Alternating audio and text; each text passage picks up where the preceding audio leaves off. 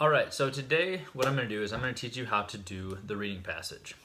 The reading passage is all about strategy. It's all about efficiency, being able to go through all the questions in the time allotted. Now you have 35 minutes to answer 40 questions. That's about 52 seconds per question. But if you really think about it, if you have to read the passage, right, it's not very efficient to go through, read the passage, and answer the questions, right? So I've got two strategies. This video is going to be about the easy approach, right? Now this is for students aiming for about a 25, but those students that are trying to get 30 plus, there is a strategy for you to kind of incorporate this one, but then also kind of deviate it a little bit and do a little bit of the other strategy, which I'll go through in a later video. So what you have to do is you have to go through and be able to label the questions based off of difficulty. Now, again, it depends on the difficulty of the passage, on if it's an easy or difficult passage, on the way that you want to attack that. So what we're going to do first is we're going to go through and we're going to label the questions. I have three basic definitions for questions, right? They're based off of three letters. F for first, those are the questions you're going to want to answer first because they're easy to find, right? So F is for find, easy to find in the passage. The next one is S for skim, something you can skim for in the passage, like words that you could easily find in the passage. The thing that you have to be careful with here is make sure you can actually look for this word, right? So if you have a passage about swimming, the title is swimming, if you have a word pertaining to swimming, right, the breaststroke, the front stroke, or just swimming, the word in general, swimming, most likely that's going to be a little more difficult to answer, right? So don't necessarily label that one as a skim, but rather more of a kind of next one, which is holistic. A W is holistic. Now, holistic is actually spelled with an H, but it's about the whole passage, right? So something that's based off the whole passage, or there's no specific location in the passage, what I want you to do is I want you to label that whole, right? For the whole passage, you don't necessarily know where it's going to go. So I've got the three basic definitions, right? F, S, and W. Now, the labeling method for that is there's like a 6-point scale. The first one is F, just a strictly first question. It's going to be somewhere easy to find in the passage. Now, the next one is first/skim, and that's going to be one that's going to be easy to find, but could be a little bit more holistic or a little bit more difficult to find. Questions like that are typically quotes. Anytime I see a quote, I automatically label it first/skim. Again, the reason for that is you want to be careful. You don't want to fight over the designation here. You don't want to spend a whole lot of time. It should take you about a minute or less to go through and label all the questions. The next one is skim, right? Strictly just a skim question. It's easy to find relatively. Still one that you want to answer. The next one are going to be skim/whole. It's going to be kind of in the middle.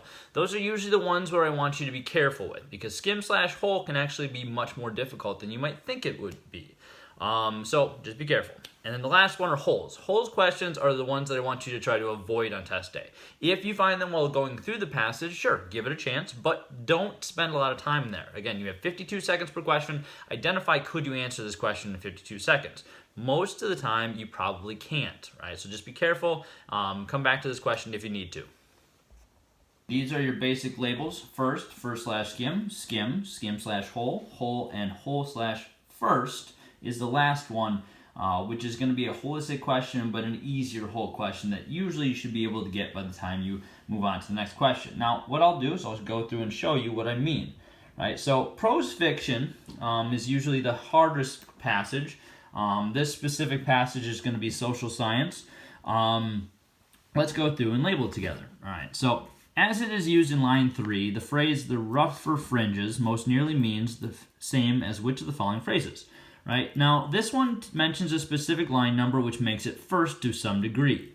But the answer choices, it also relates to something else, right? So here's the thing is you have to go through and try each one of these options. This becomes a little bit more holistic in nature, right? But at the very least, again, you have a specific location, but it's going to be a quote, which makes it a little bit more difficult. Another designation you could potentially do is first/whole. Again, any of those designations could be something that you could label this one, as in this one would be an easier question to find, but could be a little more difficult to answer. The next one, as it is, it can reasonably be concluded that the passage the author is a credible source of biographical information about Stevenson because the passage author. right? So now this one is not really mentioning directly anything, right? There's nothing really giving away where to look for in this passage. The answer choices potentially you could skim for. There's some words like kidnapped and Treasure Island, D&T Stevenson, engineering, as Stevenson had. So I mean, there's just some things, whatever, that are mentioned in this one. But overall, I don't think that this is necessarily that easy of a question. So I would label this one more holistic. If you want to label it skim/whole, it's still either a 4 or a 5 on the difficulty scale. So just be careful with a question like that. The next question is 13. The main idea of the second paragraph tells you a specific location, right? So that would be labeled a first. All right, the next one, the main idea of the fifth paragraph, line 56 to 70, tells you a specific location, right? That would be a first. According to the passage, which of the professions listed below did Stevenson enter into? This one would be more of a skim question. Now, the thing about this is that you can skim for the answers, but there's a lot of answers there, so potentially it could be skim/whole. Either of the two, right? Both of them are kind of like the same in terms of difficulty. They're kind of like in between. If you're off by one for your designation, you necessarily don't have to fight about it. But again, here's the thing: is that just be careful, right? Could be an easy question, could be a more difficult question. Now, with the answers, the one thing I want you to do here is I want you to look at the answers. Notice how each one of those has 4, right? So 4 has to be true, right? Or is going to be true. So the next thing I would look for in the passage would be something like, so number 3, right? I would look at 3 in order to kind of identify, could it be either these two, or if not, then it has to be either A or B, right? So what you would do is you would go through and you would look for mariner, right? Look for the word mariner in the passage, see if you could find that. And then after that, let's say we did find 3, right? And so in that case, what I would do is I would kind of identify between the two of those, right? I would look for either 1 or 5, because that's going to be the really difference maker there, right? So kind of a way to systematically go through that one. The next one, the passage author most likely uses the description in lines 10 to 12 in order to do what? Now, this one, right, tells you about a specific location, but because they reference some other part of the passage, could be more holistic, right? So it's a first/skim because of that. The next one, 17, as is used in line 24, the phrase "a great rings of hands." Great wringing of hands most nearly refers to Stevenson's families. This one, again, mentions a specific line. It's a quote, so first/skim, right, but mostly it's going to be located relatively in that same location.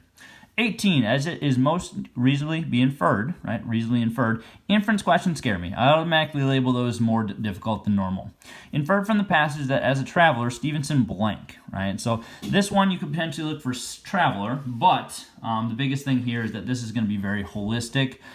So skim whole, you could potentially look for the answers, but the thing is that inference questions aren't directly stated in the passage, making them more holistic in nature. All right, so I would just be very careful with that one. The next one, 19, as it is used in line 56, the phrase "stumbled across" most nearly means what? This is a definition question pertaining to one specific location, so definitely a first question. According to the passage, at the time of his death, Thomas Stevenson was blank.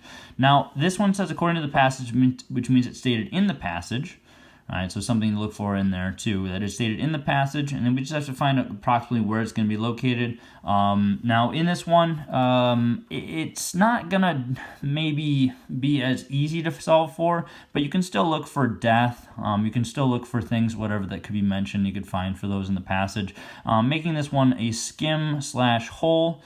Again, skim/whole, either one would be a definition there. So the rundown for this passage, right, it's going to be an easier one, but not necessarily the most easy. You kind of have to debate, okay, how many points am I looking for in this passage, right, and then kind of assess from there. So with this passage, what we've got is we've got one first question, we've got a whole question here.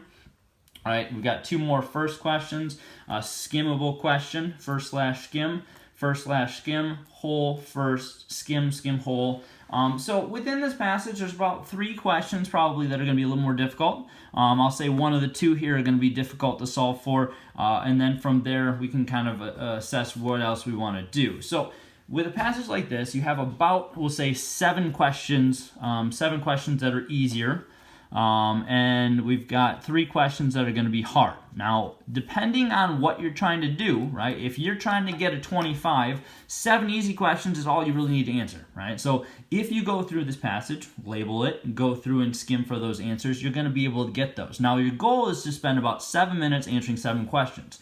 That's going to give you, or that's going to allow you enough time to go through each of the passages, because 7 minutes plus 1 minute to label is in total going to be about 8 minutes, and then together it's going to take less than 32 minutes to go through each and every passage. Now, that will put you in under time, right? So you have some time to go back and answer those questions. But at the very least, just give it a guess, right?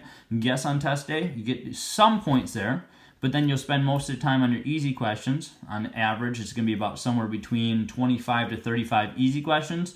And then you can get those easy, quick points, right? And then move on to the next onto the next passage, right? So that's an efficient way to go through the passage, labeling it, right, and efficiently answering the questions. This again would be how you want to go through and label, right? See if this works on test day for you. Give it a couple practice attempts first, right, and then kind of assess from there.